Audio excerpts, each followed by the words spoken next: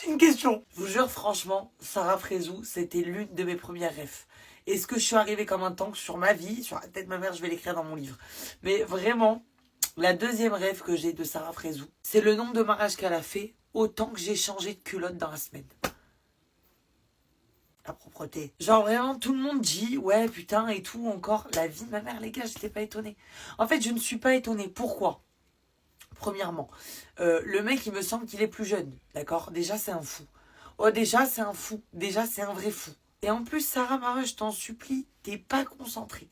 Tu n'es pas concentré. En fait, je pense que c'est le problème, c'est le style de mec peut-être qu'elle attire. Je pense qu'elle attire un style de mec spécifique, où je pense elle attire un style de mec vraiment bien précis, où ça va pas.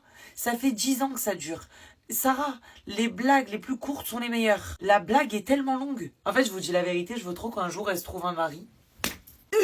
Je veux trop qu'un jour elle se trouve un mari et que vraiment je me dise putain là c'est sûr c'est le bon. Mais parce qu'en fait je vous jure que le prank est trop long. C'est depuis les Princes de l'amour. Ça fait déjà depuis des années. À cette époque là j'étais amoureuse de Benji Sama. Je sais pas si les gens ont la ref, mais bien sûr que oui. Mais franchement je vous jure, hein, premier degré, je souhaite à Sarah d'avoir un bête de mec un jour dans sa vie. Franchement je lui souhaite un jour de trouver quelqu'un. Mais vraiment un bon mari, tu vois ce que je veux dire?